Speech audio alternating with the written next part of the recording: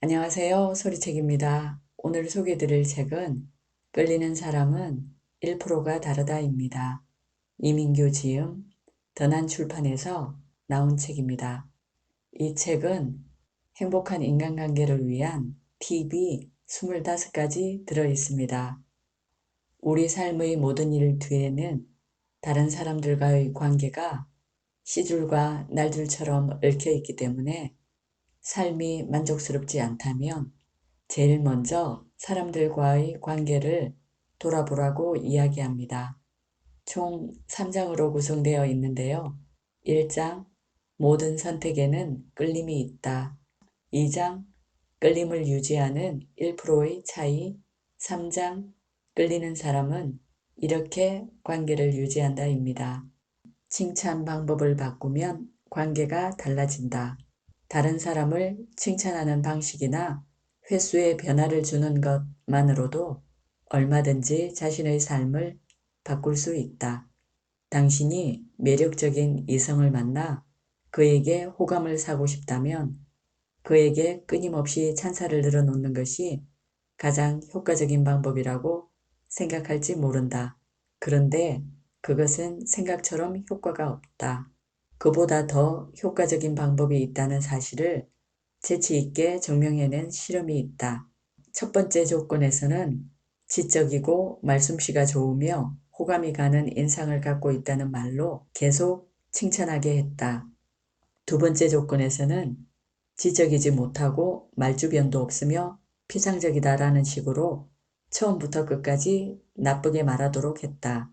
세 번째 조건은 처음에는 부정적인 말들로 시작되지만 나중에는 칭찬하는 말로 마무리를 짓도록 했다. 네 번째 조건에서는 세 번째 조건과 같은 내용이지만 순서를 바꿔 처음에는 칭찬으로 시작하지만 나중에는 비난으로 끝내게 했다. 엿듣는 사람들이 가장 호감을 느끼는 경우는 어떤 조건일까? 여러분은 시종일관 칭찬만을 하는 첫 번째 조건의 사람을 가장 좋아할 것이라고 생각할지 모른다. 하지만 사람들은 부정적인 평가로 시작해 칭찬으로 끝내는 세 번째 조건의 사람을 가장 좋아했다. 칭찬 뒤에 토를 달면 뿌듯하다가도 갑자기 기분이 나빠진다. 이처럼 어떤 행동이 기대치에 어긋났을 때 더 기분이 나빠지는 것을 기대치 위반 효과라고 한다.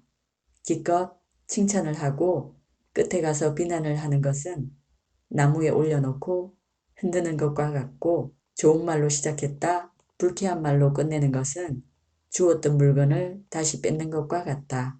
반면 부정적인 점을 지적하고 칭찬으로 마무리를 짓는 것은 상처에 치료제를 발라주는 것과 같다. 이처럼 부정적인 말을 했다면 반드시 칭찬이나 격려의 말로 마무리를 지으라고 합니다. 언제나 시작보다는 끝이 더 중요하기 때문입니다. 이것은 무엇일까? 비용이 들지 않지만 많은 것을 준다. 주는 이가 가난하게 되지 않으면서도 받는 이를 풍요롭게 한다. 잠깐이지만 그에 대한 기억은 때로 영원하다. 아무리 부자라도 이것이 필요 없는 사람은 없고 아무리 가난해도 이걸 못할 만큼 가난한 사람은 없다.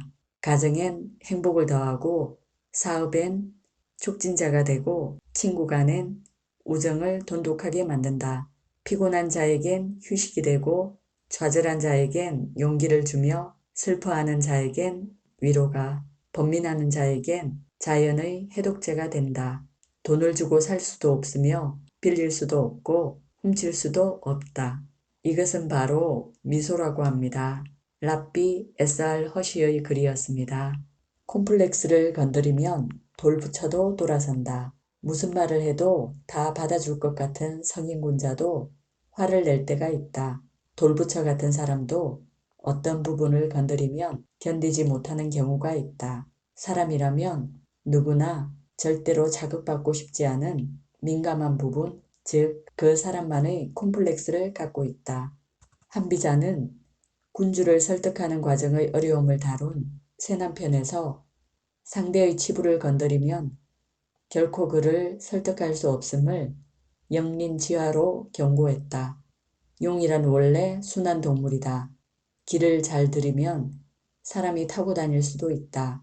하지만 목 근처의 길이가 한 자나 되는 거꾸로 난 비늘, 즉 영린을 건드리면 절대로 안 된다. 용은 이것을 건드리는 자를 반드시 죽여버린다. 군주에게도 이런 영린이 있으니 절대로 이 영린을 건드려서는 안 된다. 군주만 영린을 갖고 있는 것이 아니다. 사람이라면 누구나 자기 나름의 영린을 가지고 있다. 영린이란 요즘 말로 표현하면 그 사람의 핵심 콤플렉스다. 어떤 사람과 좋은 관계를 원한다면 자극받고 싶어 하지 않는 그 사람의 영린이 무엇인지를 헤아려야 한다고 합니다. 아무리 친한 사이라도 지나치게 남의 개인 영역을 침범하는 것은 건물이라고 합니다. 이상 소리책이었습니다. 들어주셔서 감사합니다.